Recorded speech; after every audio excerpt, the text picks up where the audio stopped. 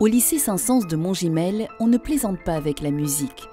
On joue pour fêter la rentrée, on donne un récital pour Noël, on ne rate jamais la fête du lycée et bien sûr, on célèbre le 21 juin. Le bureau des lycéens envisage même de monter une estrade pour le SIDAction afin de permettre à tous les groupes de s'exprimer tout en défendant une juste cause. Bon, ce n'est pas gagné car aucune date ne fait encore consensus. Quoi qu'il en soit, la musique ici fait partie du décor, aussi sûrement que la piscine, ce renfoncement au milieu du hall entouré par les tables sur lesquelles les lycéens viennent s'installer pendant les récréations. C'est pourquoi ce lundi 21 septembre 1992, le roulement d'une batterie résonne jusque dans les couloirs du deuxième étage, faisant trembler les murs aux peintures vives. C'est l'habituel concert de rentrée. Dans le grand hall du rez-de-chaussée, les lycéens se sont regroupés à l'intérieur de la piscine justement. Ils sautent sur place comme si c'était la fosse d'un véritable concert. Face à eux, les Yarmungand ont soigné leur logo, un serpent qui se mord la queue. Ils bougent au rythme de la grosse caisse où on l'a collé. Le fracas des instruments efface d'ailleurs la petite mélodie que presque personne n'entend et qui se cache sous le tonnerre des notes. Ils auraient pu davantage travailler le morceau, se dit Stéphane Bardos, préposé à la surveillance des manteaux et boîtes d'instruments. Et quelle idée d'avoir choisi un serpent comme emblème. Stéphane, c'est un garçon au visage long, comme ses cheveux, qui sont par ailleurs gras. Il a de grands yeux noirs enfantins, mais c'est normal. Élève de seconde, il a 1 an d'avance, ce qui fait de lui un des élèves les plus jeunes de l'établissement. Comme il est installé à côté de l'escalier qui conduit aux étages, juste sous le panneau d'affichage libre où trônent de petites annonces, on ne peut pas le louper. Depuis tout à l'heure, il perçoit une dissonance et il n'aime pas ça. Stéphane a beau avoir que 2 mois de pratique de la guitare classique, il n'entend que les défauts. Le batteur cogne comme un sourd, comme s'il fallait chasser les mauvais esprits. Le bassiste égrène paresseusement des doubles croches et laisse le guitariste soliste jouer à sa place la ligne de basse imaginée par Steve Harris. Quant au second guitariste et chanteur, un rouquin nommé Dimitri, il va avoir besoin d'une grosse dose de miel de main, car il égorge ses cordes vocales en braillant « Six, six, six, the number of the beast !» Pourtant, ce n'est pas tellement l'interprétation qui devrait faire tilter Stéphane, mais il ne peut pas savoir encore ce qui se passe. Là, il aimerait surtout être sur scène à la place des Jormungand, à jouer pour impressionner la belle Iseult. Elle se tient justement adossée contre un des poteaux qui jouxte la piscine, et comme elle se retourne pour écouter ce que lui dit sa meilleure amie Élise, Stéphane aperçoit ses grands yeux verts. Il tourne aussitôt la tête pour ne pas être surpris à la regarder. Une large silhouette rouge interfère avec son champ de vision, arrivant depuis le premier étage. C'est Jean. Cheveux au bol et pull qui sent la laine, Jean s'arrête avec le regard d'un lapin pris dans des phares. Stéphane le fait sursauter en lui mettant la main sur l'épaule et en lui criant « Hé, tu tombes bien !»« Quoi ?» répond Jean au milieu d'un larcène. « Regarde l'annonce qui est là !»« La quoi ?»« L'annonce, là !» Voyant le doigt posé sur un des 2 papiers punaisés sur le liège, Jean se rapproche pour lire la belle écriture à l'encre bleue qui a inscrit, avec des cœurs sur les i, « Groupe sérieux cherche guitariste et bassiste pour reprendre Francis Cabrel ». Une série de petits papiers avec un numéro de téléphone ont été prédécoupés. « Tu veux jouer du Cabrel ? T'es fou ?» réplique Stéphane en faisant le signe toc-toc sur sa tempe. « C'est une idée pour nous, on devrait passer une annonce. »« Une annonce pourquoi ? » ?»« Pour trouver un batteur pour notre groupe. »« Ah ouais, excuse-moi, faut que j'aille appeler ma mère. Bon courage avec ce bruit. » Jean regarde les boîtes de guitare autour de Stéphane. Avant de poursuivre vers la cabine téléphonique attachée à un poteau entre les distributeurs de café, Jean se retourne. « Au fait, il y a une boîte de guitare qui traîne à côté de l'escalier. »« Une boîte ?» s'étonne Stéphane. « Tu rigoles, elles sont toutes là !» Jean se faufile dans les toilettes juste au moment où la musique s'arrête sans un seul rappel.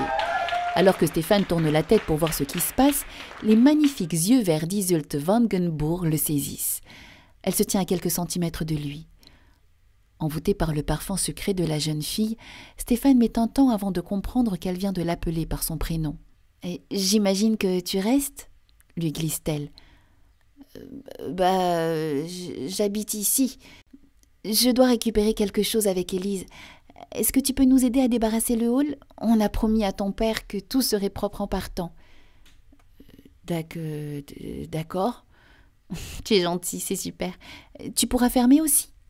Sur la scène improvisée, les Jörmungand ont commencé à démonter la batterie, aidés par le groupe qui les précédait et dont Stéphane a oublié le nom. En dehors des membres du bureau qui s'activent pour nettoyer les lieux, tous les lycéens gagnent la sortie salués par les lampadaires. Stéphane pense à Jean, planqué dans les toilettes. Il doit attendre que la foule disparaisse. Voyant que le rangement avance sans lui, Stéphane se dirige vers Dimitri pour proposer son aide en lui lançant « Salut, c'était cool ce que vous avez joué. » « Ah ouais, on est occupé là. »« C'était Metallica le morceau. »« Iron Maiden. »« Avant, c'était bien Metallica. »« Megadeth. »« Ah d'accord. C'est presque pareil parce que le guitariste de Megadeth, c'est l'ancien guitariste de... » « Stop ! Je peux t'appeler Julien ? » Je m'appelle Stéphane, pas Julien. « Julien Lepers, question pour un champion, celui qui ramène sa fraise. Je voulais juste aider. » « Nous aider à quoi? Tu connais quelque chose à la musique ?» À la place de la batterie, il ne reste qu'un journal qui servait de cale. Le regard de Stéphane s'arrête sur le « oui » qui barre la une. Il le ramasse pour le porter à la poubelle. « Voilà !» lance Dimitri. « Ça, c'est dans tes cordes. C'est de famille, non ?» Les musiciens rient de la blague de leurs copains. Soudain, Stéphane se souvient de l'échange avec Jean. Il arrête Dimitri. « Il y a une guitare à côté de l'escalier. » « Qu'est-ce que tu racontes? On a tout remballé. »« Je te jure, elle est là-bas, derrière les portes battantes. »« En fait, c'est pas Bardos ton nom, c'est Mythos. »« Bouge pas, je vais la chercher. » Stéphane pousse les portes battantes jaunes et s'avance au pied de l'escalier. Jean n'a pas menti. Il y a bien un étui de guitare. Sa forme est étrange et des serpents ondulent sur le cuir.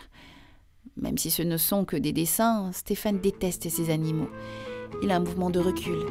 C'est alors que la lumière s'éteint. « Si c'est une blague, elle n'est pas drôle. »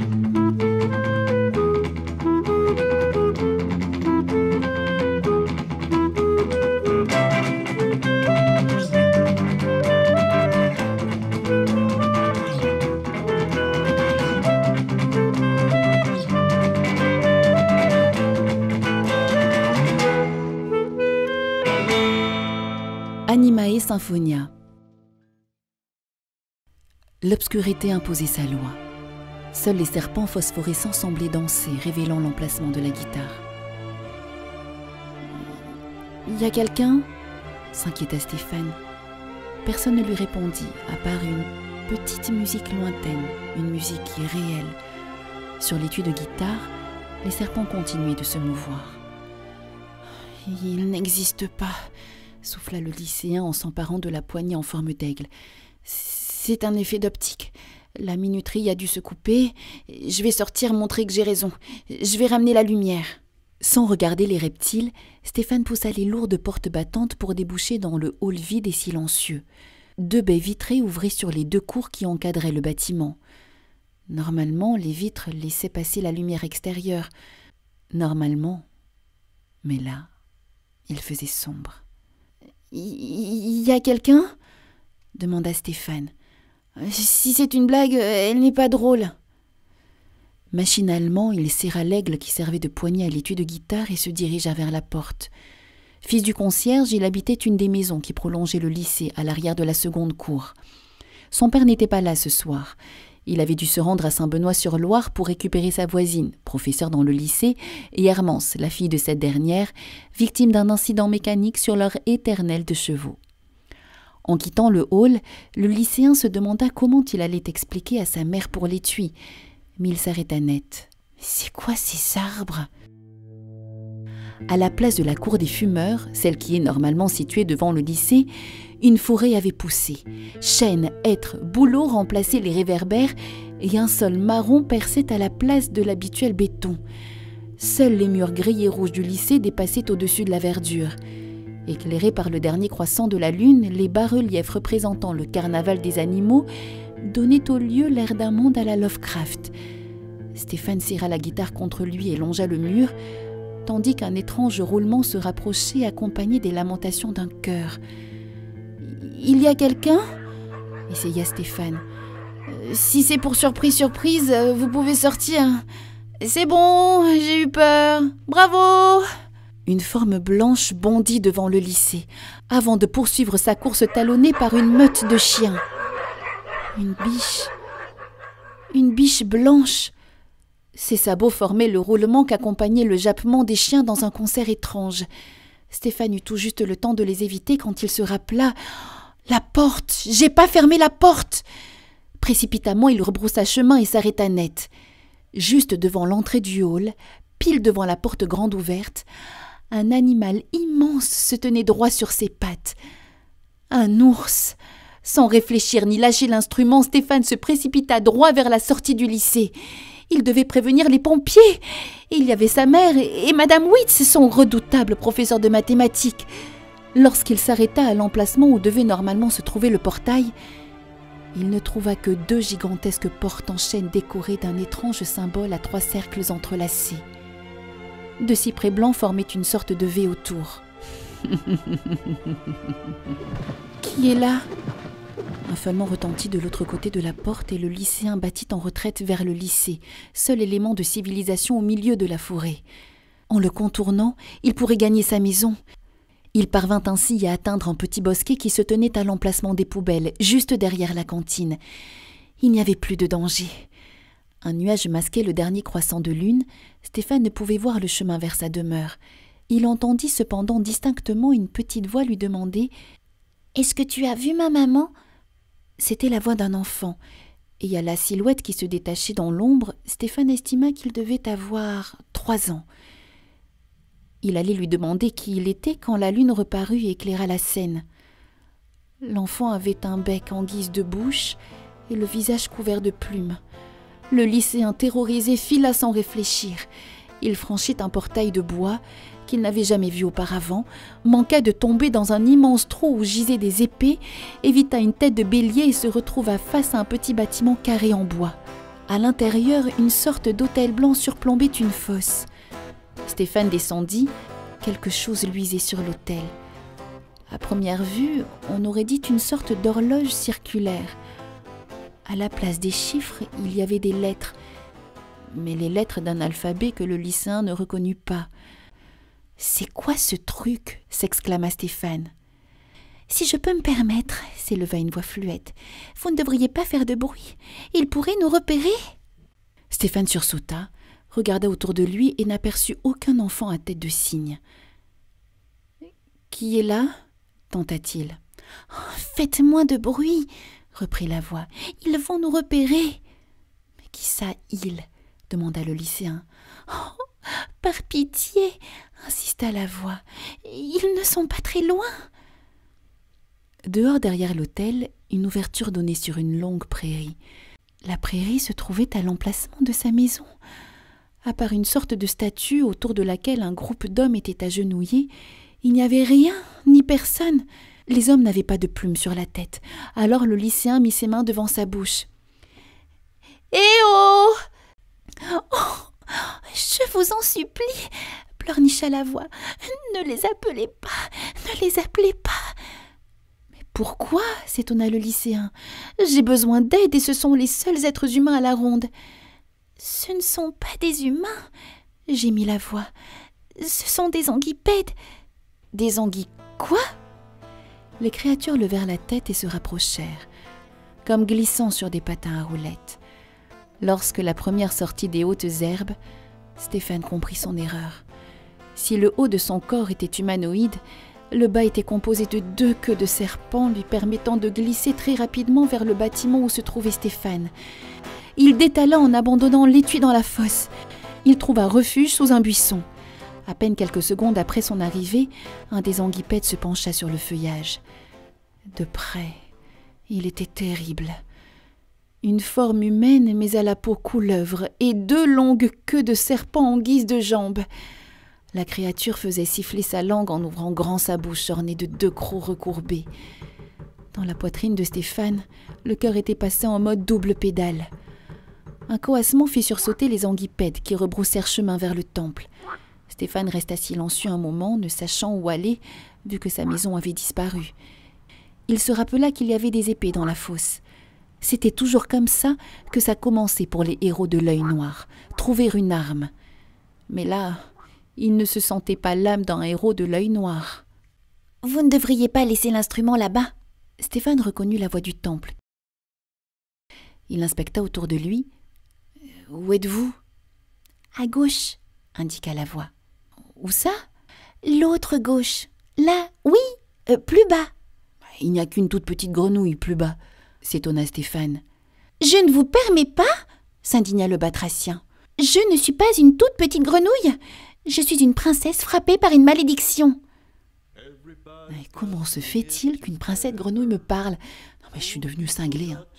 Toutes les animae parlent, rappela la créature, comme si c'était une évidence.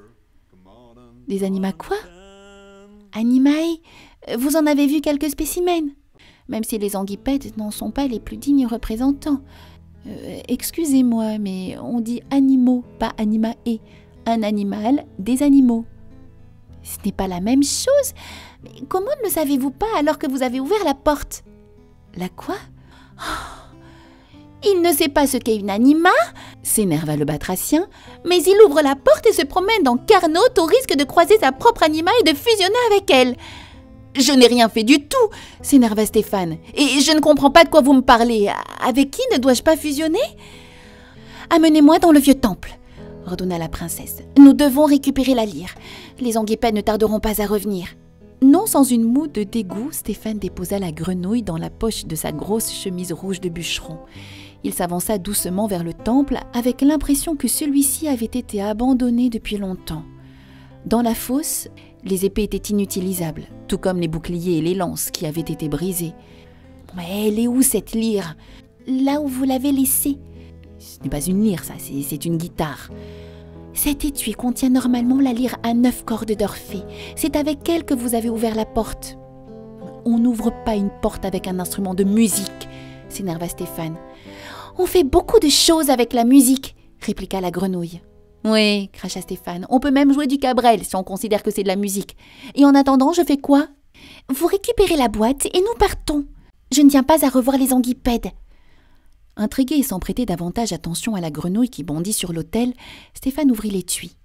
À l'intérieur, ce n'était pas une lyre, mais une basse à 3 cordes. La boîte avait dû cependant contenir un second corps et un second manche car leur forme était imprimée dans le velours. Mais ce corps ressemblait à celui d'une guitare, pas d'une lyre. Le lycéen empoigna la basse qui était étonnamment légère et passa sa sangle autour de lui comme pour en jouer. « Au fait, demanda-t-il, comment on fait pour quitter Carnot ? Il faut jouer un morceau ? Je ne connais que Paint in Black d'oreille. Il faut passer entre les cyprès avant minuit, expliqua le batracien. Super, les cyprès à côté de la porte ? Oui, c'est ça. Et ici, c'est la même heure qu'ailleurs, il est 23h50. Il me semble que votre montre retarde très légèrement. Quoi ? Mais vous ne pouviez pas le dire plus tôt ? Entre deux SOS. Tu veux jouer ton aventure, mais t'en crèves au réveil. Vous dormez, Bardos ? Stéphane ne dort plus. Il sursaute et porte sur le front la marque de la trousse sur laquelle il s'était assoupi. Madame Witz, sa prof de mathématiques, n'est pas du genre à laisser passer. Malgré sa petite taille, elle inspire la crainte chez tous les élèves. Stéphane met un temps à remettre son esprit en place, perdu dans ce rêve plein d'anguipèdes, de princesses grenouilles et d'ours. « Alors, Bardos, vous avez un avis sur la manière de démontrer comment 3 points sont alignés ?» Non, enfin, je veux dire, oui. Au tableau, j'ai hâte de voir ça. Les regards de toute la rangée sont tournés vers Stéphane. Lulu, sa boucle d'oreille et ses grosses lunettes, sourit à pleines dents. À côté de lui, Hermance, ses longs cheveux bouclés, lève les yeux au ciel. Élise, ses petits yeux noirs cachés derrière des lunettes carrées, pince les lèvres, tandis qu'Iseult lui sourit tristement. Quand il passe devant elle, Stéphane percute l'estrade de ses grosses docs. « Il faut dormir la nuit », lance Madame Witz. Une nouvelle salve de rire éclate. « Non, enfin, je veux dire... oui. » La nuit est bien loin et Stéphane ne sait pas comment il l'a passée. Il s'est réveillé le matin en sueur et habillé, une basse à 3 cordes cachée sous son lit. Il a eu à peine le temps de se changer pour atteindre la classe de mathématiques. Tout le monde le regarde avec un sourire amusé. Seuls Iseult, Élise et Hermance semblent compatir. Au fond de la salle, Roxane la gothique fait la tête, mais c'est habituel chez elle. On dirait toujours que le monde n'a pas d'importance à ses yeux. Au moins, elle ne se moque pas. « Alors, Mythos, tu nous résous ce problème ?» se moque Lulu. « Merci de garder vos remarques pour vous », le rabroue Madame Witz avant de se tourner vers Stéphane. « Alors, Bardos, comment démontrer que 3 points sont alignés ? Si on démontre que A et B sont alignés, que B et C sont alignés, alors on peut conclure que B et C sont alignés. » Un rire salue sa réponse, auquel participent cette fois Hermance, Élise et Iseult. Seule Roxane la gothique se renfrogne un peu plus. Madame Witz s'empare d'une craie et l'attend à Stéphane. « Dessinez un triangle, s'il vous plaît. » Aussitôt, Stéphane se rappelle les 3 cercles en triangle sur la porte. Devant son apathie, la prof trace 3 lettres aux angles du triangle. A, B, C. Stéphane se remémore l'alphabet incompréhensible. « A et B sont alignés ?» demande Madame Witz. Oui, bredouille Stéphane qui commence à comprendre son erreur. Avant que la classe ne reparte à rire, Madame Witz impose le silence de la main. Elle s'écarte pour que Stéphane regagne sa place tandis que la sonnerie annonce la récréation. « Essayez d'être avec nous, Bardos. Vous résoudrez ce problème pour la prochaine fois. »« Oui, madame », s'excuse le lycéen en s'installant sur sa chaise pour ranger ses affaires. Alors que tout le monde quitte la salle, il n'a pas le courage de regarder Iseult et se contente de mettre ses crayons dans la trousse. Ce matin, il y avait une basse à 3 cordes sous son lit. « C'est le concert qui t'a empêché de dormir ?» l'interpelle Élise. Élise n'est pas très grande. Elle a des lunettes à écailles qui devaient être à la mode dans les années 50. Ni jolie ni laide avec ses vêtements verts, elle a adopté le style de l'élève sérieuse que personne ne doit remarquer. Avant de ramasser son agenda, Stéphane trace 3 cercles sur une des pages pour s'en souvenir. « Où est passé l'étui ?»« Je peux t'aider, » propose Élise. « Tu sais où est l'étui ?»« Quoi ?»« Je parlais des maths. Ça n'a pas l'air d'être ton fort. »« Ah oui, c'est gentil. On n'a qu'à aller au CDI après le déjeuner si tu veux, » propose Élise. « C'est une bonne idée, c'est gentil. » Stéphane dit ça plus pour se débarrasser de la déléguée de sa classe que pour réellement travailler les mathématiques. Mais elle insiste. « Si tu veux, tu peux venir manger avec nous à la cantine. »« Manger avec vous ?»« Oui, avec Hermance, Alice, Roxane et Iseult. On devrait pouvoir trouver une place pour 6. Lulu a dit qu'il ne mangerait pas avec nous aujourd'hui. »« Lulu, pas avec vous, » répète machinalement Stéphane. Iseult et Roxane. « Alors, ça te dit ?» Le front de Stéphane devient rouge et il se lève, le cœur emballé comme s'il était poursuivi par une armée d'anguipèdes. Élise sourit avant de le suivre dans le couloir. Un homme, coiffé d'une casquette grise, l'attend. Son père, Henri Bardos, l'homme à tout faire de cet établissement. Il a de grands yeux clairs et une légère pointe d'accent portugais. « Asma m'a dit que tu es parti en dernier du lycée hier. »« Je crois, oui.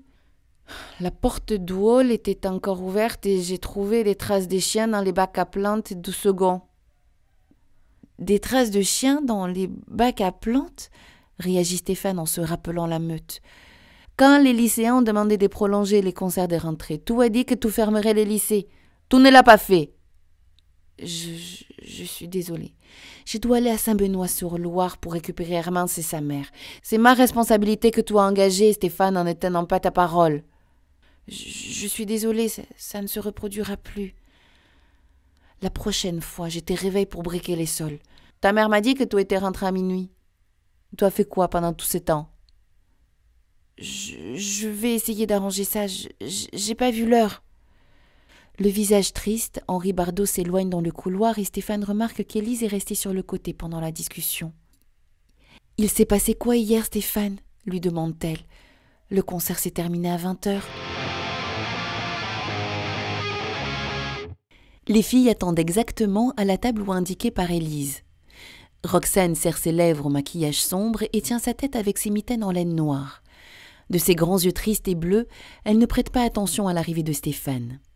Hermance, la voisine de Stéphane dans les logements de fonction, a de grands cheveux au burn. Elle écoute attentivement une élève de première à la peau couleur café, Alice. Hermance est habillée avec ce style néo-hippie que certaines filles aiment bien. Pantalon pas def, écharpe indienne. Alice est plus discrète, veste en jean sobre et petit collier représentant l'île de la Réunion. Ce n'est ni Alice, ni Hermance, ni même Roxane qui attire le regard de Stéphane quand Élise annonce qu'il va manger avec elle. Cheveux dorés, regard vert et joli sourire, le lycéen n'a Dieu que pour Iseult. Par contre, il n'a plus de voix et c'est Hermance qui lui demande « Tu t'es endormi dans une salle hier ? Il paraît que ton père était en colère. » « Il a trouvé la porte ouverte et des chiens sont entrés, » explique Stéphane. « Il s'en veut. » « C'est de notre faute. La charmante voiture de ma mère est un tas de boue. Sans ton père pour nous aider, elle aurait rendu l'âme depuis longtemps. »« Elle avait quoi cette fois-ci » demande Alice, pressée de reprendre sa conversation. « On sait pas. Apparemment, des tuyaux étaient sectionnés. Et sinon, ce goupil, alors, comment il était ?»« Génial » reprend Alice en souriant. « J'ai pas vu le temps passer. Il nous a ramenés super tard hier. »« On va manger ?» demande Élise. « Il y a la queue et Stéphane et moi, nous devons résoudre une énigme mathématique. » La cantine est reliée au lycée par un escalier qui part depuis le hall, juste devant la piscine. Aujourd'hui, la queue débute au niveau des portes, à croire que tout le lycée a décidé d'aller manger au même moment. Alice et Hermance poursuivent leur conversation sans se soucier de l'attente, tandis que Élise parle avec Roxane. Stéphane se retrouve à côté d'Iseult. Elle lui sourit, puis, comme il reste silencieux, elle finit par lui dire « Merci pour le coup de main hier. » C'est rien, enfin c'est normal, entre musiciens, on doit s'entraider. « Ah, tu joues toi aussi ?» relance Iseult. « Ma sœur m'a passé sa guitare classique et en échange, je dois prendre des cours, mais j'ai un groupe. »« Ah oui ? Quel style ?»« Lui, aucun. » La voix qui vient de les interrompre, c'est celle de Lulu. Stéphane a un mouvement de recul et Lulu en profite pour s'inviter face à Iseult. Son visage sans menton esquisse un sourire narquois quand il poursuit. Son surnom, c'est Mythos. Au collège, il prétendait avoir corrigé les fautes de la guerre des boutons. Et à présent, il parle d'un groupe avec un guitariste tellement génial que personne ne sait qui c'est. « Ah, t'es dur !» réplique Iseult. « Stéphane est gentil. Tu manges avec nous ?»« Non, je peux pas. Et puis, je ne mange pas avec Bardos. J'ai une réputation à défendre. » « Tu exagères, » réplique Iseult. « Ouais, ça va, je blague. Il aime bien ça. Bon, je voulais juste te prévenir, » reprend Lulu en remettant ses lunettes carrées. « Il n'y a pas eu d'appel. »« Ça viendra, » se désole Iseult. « Il faut être patient. » Un bref instant, le regard de Lulu croise celui d'Élise et Roxane, puis sans que Stéphane ne comprenne pourquoi, Lulu quitte la queue. Stéphane est blanc comme un linge. Son regard se perd sur la fiche ringarde collée devant l'ouverture béante de l'escalier qui descend vers les entrailles de la piscine. « J'ai toujours trouvé qu'il ressemblait au grand Schtroumpf, celui-là, » remarque Iseult en montrant l'affiche que regarde Stéphane. Le grand Schtroumpf qui joue de la lyre avec des animaux autour de lui. « Ne te moque pas, c'est Orphée, » sourit Iseult. « Il est allé chercher sa belle jusqu'aux enfers. C'est romantique, je trouve. Tu ne connais pas ce mythe ? » Non. « Et il l'a ramené ? » Il s'est même retourné au moment de sortir. Il ne fallait pas le faire et du coup, elle a disparu. « C'est bête, pourquoi a-t-il fait ça ?» Iseult hausse les épaules en entrant dans le self et s'empare d'un plateau orange en résine. Délaissant Roxane, Élise se retourne pour demander à Stéphane. « Tu connais mon oncle, je crois. »« Ton oncle ?»« Olivier Pétagore, ton professeur de guitare. Tu savais qu'il donnait des cours au lycée depuis la semaine dernière ?»« Ah ouais, ton oncle. Je savais pas. Moi, je vais à la ferme Saint-André pour le voir et c'est là que j'ai rencontré Jean, le guitariste de mon groupe. »« Tu joues quoi comme style ?»« Et du rock alternatif, » claironne Stéphane. « Et c'est quoi le rock alternatif ?» les interrompt Élise. « Pas de style, pas d'étiquette, » réplique Stéphane. « Si, là, moi j'ai une étiquette, » rigole Iseult. Devant une Élise interloquée, Stéphane et Iseult partent à rire ensemble. Comme leur ami les regarde avec des yeux de grenouille, Iseult lance « Tu ne connais pas les inconnus ?» C'est le sketch sur la mano des gras. « Ah, ok, » lâche Élise en faisant la moue. « Et pas de style, ça veut dire aussi que tu joues du Francis Cabrel ?» La moue de Stéphane est sans équivoque. « Cabrel, ce naze !» Un ange passe, tandis que les lycéens doivent choisir entre le chou-fleur et les pâtes collantes. Ils s'installent non loin d'un groupe de filles gloussant autour d'un élève de terminale. Stéphane reconnaît un des musiciens qui jouait la veille dans le groupe dont il ne retient jamais le nom. « Ton frère a la cote, Roxane ?» se moque Élise. « La basse-cour n'en a que pour Rodolphe, » grogne Roxane. « Comme leur patageoire est en berne, les tons sont obligés de s'intéresser à la musique. »« C'est ton frère ?» s'intéresse Stéphane. « Il joue de la guitare, non ?»« Tous mes frères jouent, » explique Roxane. « Dans le groupe, il n'y a que le bassiste qui n'est pas de chez nous. » En parlant de basse-cour, l'interrompt Élise, « Iseult, il faut que tu viennes vendredi au bureau des lycéens. Jessica va encore faire des siennes. »« Laisse-moi deviner, » pique Roxane. « Elle va imposer le groupe de mes frères. » En fait, explique Élise, elle refuse d'entendre parler d'autres styles que les groupes de métal. Les Venator, ça va. Mais les Jormungand, c'était pas une réussite. Avec Asma, nous aimerions imposer un peu de variété lors du concert de Noël. « Oh non, pas de la variété, » intervient Stéphane. « C'est du rock alternatif qu'il faut. » Personne ne relève et la conversation se poursuit sans lui autour de règles de vote incompréhensibles. Comme Hermance écoute toujours Alice vantant les mérites de son nouveau petit ami, le lycéen se retrouve seul, le regard perdu sur les poubelles qui sont derrière la vitre.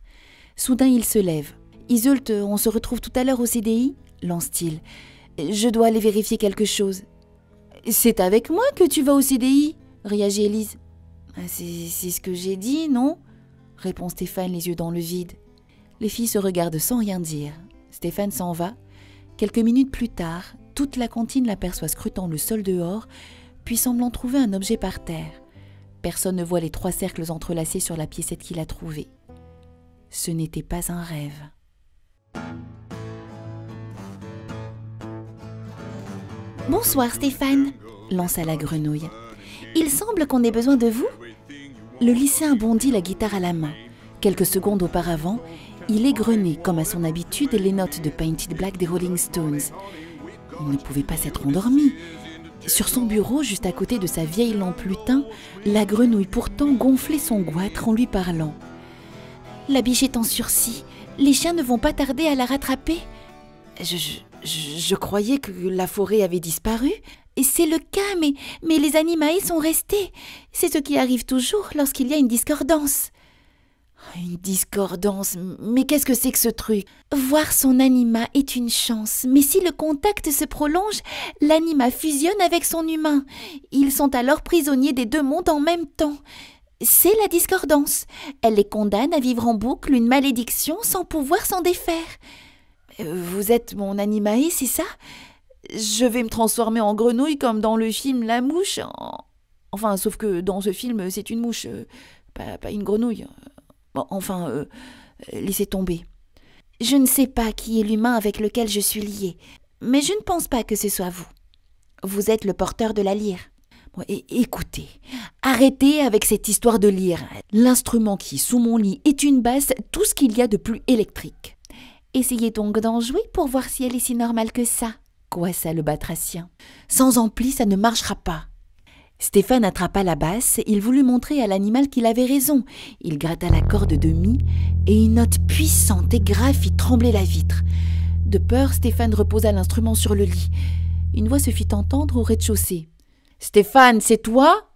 demanda Henri Bardos. « Il est tard à présent, il faut dormir. »« Je me couche, papa, c'est bon. » « Vous devez vous rendre dans le lycée pour empêcher les chiens de rattraper la biche, » expliqua la grenouille. « Et je fais comment pour les arrêter? J'ai pas de fusil. »« Vous avez la lyre. On peut faire beaucoup de choses avec la musique. » « Oui, ça va. Je sais, on peut faire beaucoup de choses avec la musique, même jouer du cabrel. » « Seul le porteur de lyre peut libérer les animae. Vous pouvez stopper la discordance de la biche. » « Et c'est quoi son problème? » Vous ne connaissez pas la légende de la blanche biche? Toutes les nuits, un homme poursuivait avec ses chiens une biche merveilleuse. Un jour, il la tua et découvrit que cette biche était en réalité sa propre sœur.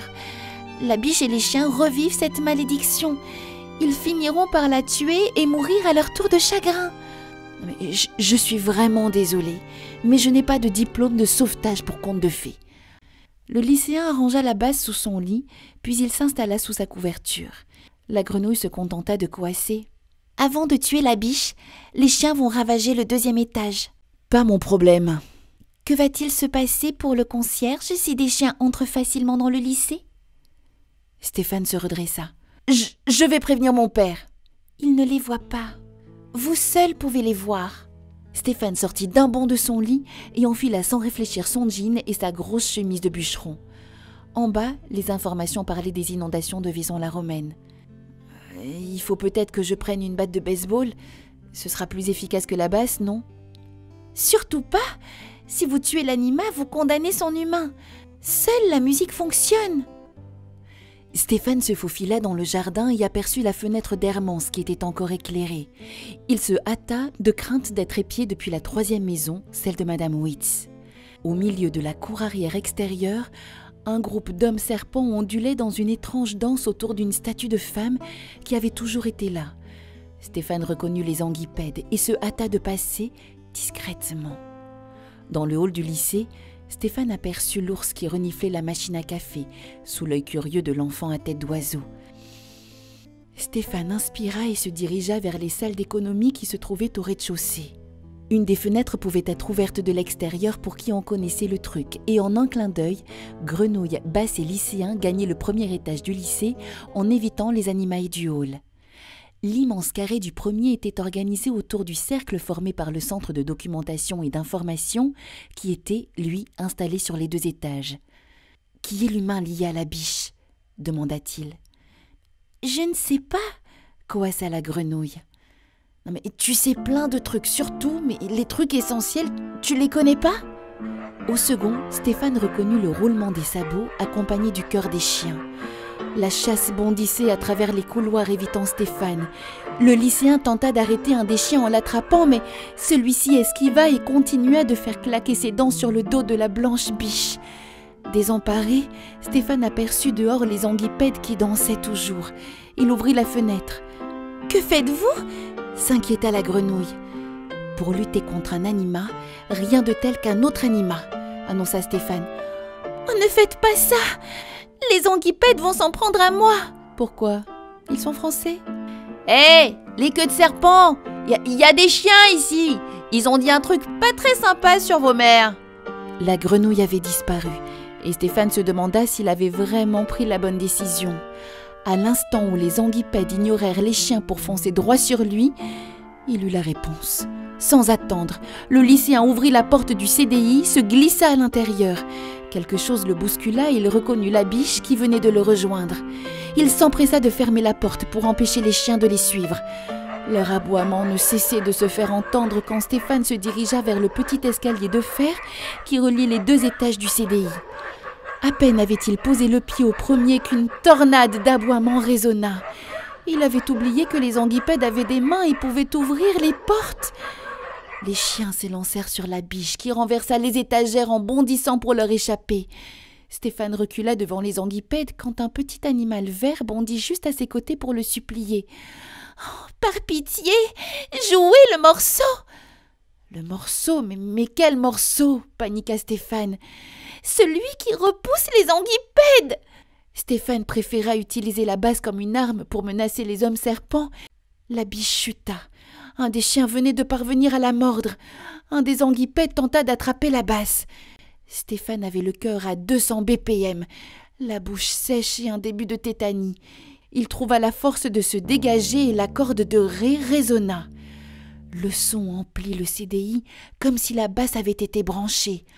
Un court instant, les anguipèdes reculèrent comme pris de frayeur. Stéphane commença à gratter la corde de ré. Cette note leur faisait quelque chose. « C'est ça !» annonça la grenouille. « C'est le morceau qui les repousse !» Le morceau ? Stéphane ne connaissait qu'un seul morceau débutant par un ré. Il s'agissait du riff principal de Painted Black des Rolling Stones. Il le jouait comme dans cette version live qu'il avait inspirée la première fois où il avait trouvé la guitare de tonton José au Portugal. Les anguipèdes étaient aussi apeurés que si des hélicoptères gorgés de soldats débarquaient. Ils reculaient en cherchant à se protéger des notes de musique. « La biche ne tiendra pas !» beugla la grenouille. Stéphane recula, ouvrit la porte tout en continuant de jouer, et l'anima parvint à dégager dans le couloir. Il claqua la porte au nez des chiens qui restèrent bloqués à aboyer. Les doigts de Stéphane commençaient à devenir douloureux, mais à peine avait-il cessé de jouer que les anguipèdes se redressaient sifflant de rage. Il tenta d'improviser quelque chose, mais les hommes serpents étaient sur la porte. Il n'y avait que ce morceau bien précis pour les repousser, et le morceau ne faisait rien aux chiens. D'un coup, le son de la basse s'arrêta comme si l'ampli avait été coupé. Le lycéen, pris de peur, se mit à courir, avant de comprendre que personne ne le suivait. Les anguipèdes s'étaient évaporés, les chiens aussi. Sur la montre digitale, les chiffres indiquaient minuit. « Ça va, Stéphane? T'as oublié quelque chose au lycée ?» demanda Hermance. Le lycéen allait très tiré et des cernes qui racontent ses dernières nuits face aux animae. Ce vendredi, ça fait 4 soirs qu'il aide la biche face aux chiens. L'avantage, c'est que les anguipèdes restent à présent à distance. Lorsqu'il pénètre dans le hall, il ne reste plus personne. « Alors, tu dors debout maintenant ?» insiste sa voisine. « Non, je dois rendre un livre de maths à Élise. Je crois qu'elle va au bureau des lycéens ce soir. Je vais lui donner avant qu'elle ne rentre. Le bureau, ils viennent de commencer. Je sais pas à quelle heure ils termineront. » Dis, t'es sûre que ça va ? Un bref instant, Stéphane hésite à tout expliquer à Hermance pour les animae avant de se raviver. Il la salue et prend place sur un des sièges en métal qui borde la salle des professeurs. De là, il a une vue imprenable sur la mosaïque représentant Orphée et une oreille sur ce qui se passe avec le bureau des lycéens. Il reconnaît la voix d'Asma, la présidente du bureau qui annonce « S'il vous plaît, nous pouvons commencer. Il y en a qui ont des bus à prendre. » Discrètement, Stéphane jette un coup d'œil à l'intérieur pour voir la réunion. Il reconnaît Asma et sa peau cuivrée. À côté d'elle, il y a un type au visage carré et aux cheveux longs, Rodolphe, le frère de Roxane, le guitariste des Venator. Juste à côté se tient la capitaine de l'équipe de natation synchronisée, Jessica. C'est elle qui prend la parole avec sa voix façon Baby Voice Club. Alors je crois que tout le monde a adoré le concert et que les groupes étaient parfaits. On peut les applaudir. Excuse-moi, l'interrompt la voix d'Élise, mais autant les 2 premiers groupes tenaient la route, autant le 3e n'a pas fait l'unanimité. Parce que tu t'y connais en métal peut-être ? En métal, je ne sais pas, mais en musique un peu, lance Élise. Tu dis ça pour que ta copine Iseult joue, c'est ça ? Le cœur de Stéphane s'arrête dans sa poitrine. En entendant ce nom, il réalise qu'Iseult est également membre du bureau. Sa voix résonne brusquement. En tant que membre du bureau, je ne réclame aucun passe-droit pour mon groupe. Par contre, je suis d'accord avec Élise. Ça manque de variété. Oh non mais c'est bon, grandis un peu, on n'est plus au collège, hein. On va pas passer du Cabrel non plus. Depuis son siège, Stéphane se sent bizarre. Il n'aime pas le ton qu'emploie Jessica contre Iseult, mais il est d'accord avec elle. Ce qu'il faut, c'est du rock alternatif. En parlant de Cabrel, c'est pas toi que j'ai croisé il y a 2 mois lors de son concert ? Sourit Iseult. On ne va pas épiloguer pendant 3 heures, coupe Asma. Élise et Iseult ont raison. Nous ne pouvons pas proposer uniquement du métal lors des concerts. C'est quoi le truc ? On va écarter les Jurmungan parce qu'ils sont pas au bureau pour mettre le groupe d'Iseult à la place ? Non mais je n'ai pas demandé ça, s'indigne Iseult. Déjà, il faudrait que ton groupe soit au complet, réplique Jessica. Le sang de Stéphane vient de se figer. Il n'est pas certain de ce qu'il vient d'entendre. Tandis que la conversation se poursuit, il sent ses veines se resserrer un peu plus. Nous avons passé une annonce, lance Iseult. Tu seras la première informée dès que nous ferons acte de candidature. Ouais, c'est ça, et tu me dédicaceras à Petite Marie, crache Jessica. Cette fois, Stéphane n'a pas rêvé. C'est bien de l'annonce pour reprendre Francis Cabrel dont parle Iseult. Il se revoit dans la cantine dénigrant le chanteur. Il se rend compte qu'il n'a pas demandé à Iseult ce qu'elle jouait. Son cerveau bondit et les visages d'Iseult et Élise gênés prennent forme dans ses souvenirs. Quand le bureau quitte la salle, Stéphane veut s'excuser auprès d'Iseult, mais il n'a pas le temps de lui parler que le blouson en jean de Rodolphe s'interpose. « Si jamais il vous faut un guitariste, propose le métalleux. N'hésite pas à me le dire, je peux dépanner. »« Tu aimes bien Cabrel ?» s'étonne Iseult. « C'est faussement simple comme musique, » sourit Rodolphe avec un clin d'œil. Seuls les vrais musiciens le remarquent. Stéphane veut intervenir, mais sa gorge est nouée. Alors qu'il parvient à ravaler sa salive, Élise lui attrape le bras.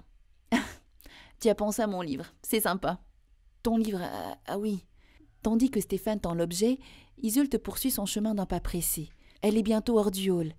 Le lycéen reste seul. Il fixe l'annonce sur le panneau. Un guitariste à un bassiste, se dit-il. J'ai une basse et je connais un guitariste.